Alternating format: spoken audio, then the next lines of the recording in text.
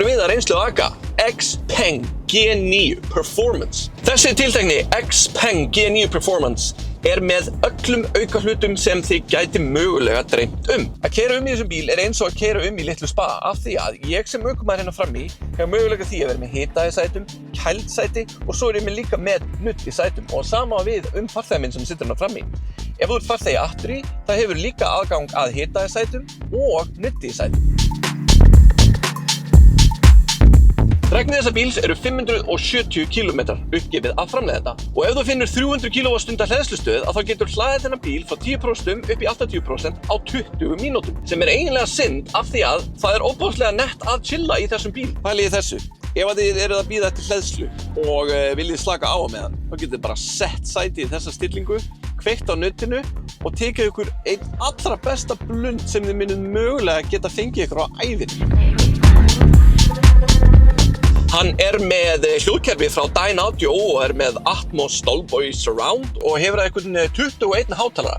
Eða ég segi 21, reyndar þeir 22 hátalarnir út af því að ef þú opnar framskottið eða framhúddið á þessum bíl þá ertu með einn hátalara undir framhúddinu. Getið þið ímyndað ykkur hversu næs hefði verið að vera á þessum bíl á Uxa 95 niður í Kirkjubæjarklaustri?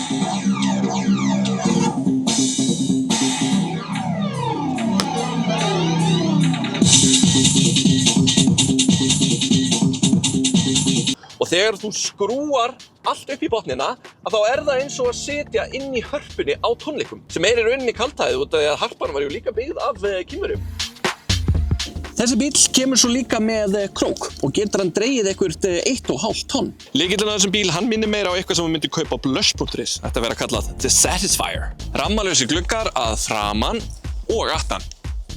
Svo þessi bíll ykkur 551 hestafl og það í rauninni allt of mikið af hestöflum og maður hefur ekkert að gera við það per se. En það alltaf gaman að geta sagt, hei, ég með 551 hestafl og ég get farið frá 0 upp í 100 á 3,9 sekúndum á bíl sem 2,2 tonn. Svo kemur þessi bíll líka með loftpúðafjöðrun og ef þú þarft að keyra eitthvað utanvegar þá getur þú hækka bílinn. Svo þessi bíll líka mjög vassheldur. Hann getur vaðið alveg heilan 1 meter af vatni og hann getur verið ofan í þessum 1 metra af vatni í 48 klukkustundir án þess að verða fyrir nokkrum skaða. Það ansi hentugur eiginleiki ef þú þarft að fara að keyra í gegnum polla á veturnar.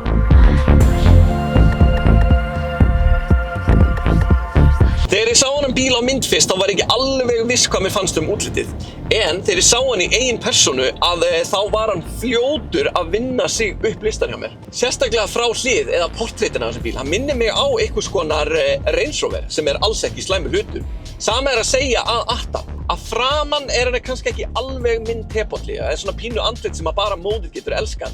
Minnir kannski pínu á nýja Kia Sportage eða eitthvað svoleiðis, en það þarf ekki að vera slæmur hlutur heldur. Svo eitt að allra nettasta við þennan bíl og það eru felgunar. Það lítur út eins og einhverja felgur sem að Benz myndi framleiða. Og þú hugsar þetta þannig, frá hlið og aftan lítur út eins og Range Rover. Felgunar eins og eitthvað sem að Benz myndi framleiða og að framan þá hann eins og einhvers konar Kia. Það undarlegur kokteil, en hann virkar að mínu mati. Þessi bíll hugsar einstaklega vel alla farþega sína. Til dæmis, ef þú ert farþegi sem situr hérna frammi, þá hefur þú aðgang að þínum eigin afþreyingarskjá. Og eins og sést þá þessi aukaskjár ekkert að trufla ökumanninn. Og því að myndavélin svona í sjónlínu minni og get ég ekkert séð hvað að gerast hérna á skjánum. En ef ég færi myndavélina í sjónlínu farþegans, þá sjáu þið að hann sér allt það sem hann þarf að sjá. Hérna hægt að horfa á YouTube, hlusta á Spotify, Disney+, Apple TV og allt sem að hugurinn girnist. XPeng búið að hugsa fyrir því að farþegar sem að setja frammi í bílum vilja oft skella á sig smá farða. Og ef þú vilt skella á ferða, ferðu upp í Makeup Space og þar getur þú stillt ljósið í farðaspeglinum eftir þínum þörfum. Cool white skin, natural skin beauty, soft skin warm. Klárlega natural skin beauty. Fjöðrun í þessum bíl fullkomin til þess að fara í lengri bíltúra. Hún alls ekki stíf, heldur hún virkilega mjúk og góð og hefur það eitthvað að gera með þessa fyrirtaks loftpúða fjöðrun sem að Xpengin hefur að geyma. Þessi bíl kemur líka með alveg aðra grúa af myndavélum og skynjurum til að passa það og ferðir ekki að voða í umferðinni. En það góða við þennan bíl er það að jú, eins og í mörgum öðrum bílum þá getur þú slökkt á öllum þessum bingum og bangum. En þegar þú slekkur á þessum bingum og bangum í þessum bíl, að þá helst það slökkt þegar þú kemur í bílinn aftur daginn eftir. Og þarft ekki að fara inn í kerfið aftur og slökkva á þeim í hvert einasta skipti þegar þú starta bílum upp á nýtt. Það kann ég að meta.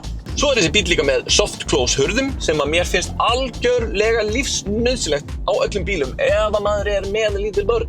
Svo er líka einstaklega smekklegt hvernig hleðsluportið opnast á þessum bíl. Ég er búinn að vera á þessum bíl núna í 3 daga og verði ég alltaf hrifnari og hrifnari af honum í hvert einasta skipti sem ég sest upp í hann aftur. Það er ofboðslega þægilegt að sitja í þessum bíl og er hann einstaklega smekklega innréttaður hérna innan. Þar sem þetta er Xpeng G9 Performance bílinn að þá kemur hann með þessu konjaksbrúna nappa leðri og finnst mér það ógeðslega nett. Ég elska bíla sem eru með svona ljósbrúnu leðri. Þessi tiltekni Xpeng G9 Performance kostar einhverja 11,5 milljón. En fyrir þessa 11,5 milljón þá færðu allt sem þið gæti dottið í hug af munaði og aukabúnaði. En ef þú ert ekki alveg tilbúin að eyða auka 500.000 krónum í allan hennar auka lúxus eins og nudd og svoleiðis, að þá getur þú fengið 400 útgáfu af þessum bíl á rétt tæpar 11 milljónir. Svo ef þú vilt alls ekki fá 400 útgáfu af þessum bíl, að þá getur þú fengið svoleiðis bíl, two-wheel drive, á rétt tæpar 8 milljónir með styrk frá Orkusjóð. Xpeng G9 er hægt að panta frá og með deginum í dag og myndu svo fá bílinn afhentan einhvern tímann í haust. Ég veit ekki hvort að það þýði einhvern tímann í miðjum september eða miðjum október, en einhvers staðar þar umkring cirka bát. Ég á í rauninni pínu erfitt með að skilja það hvernig það sé hægt að rukka bara 11,5 milljón fyrir bíl af þessari stærð með öllu því sem hann hefur upp á að bjóða.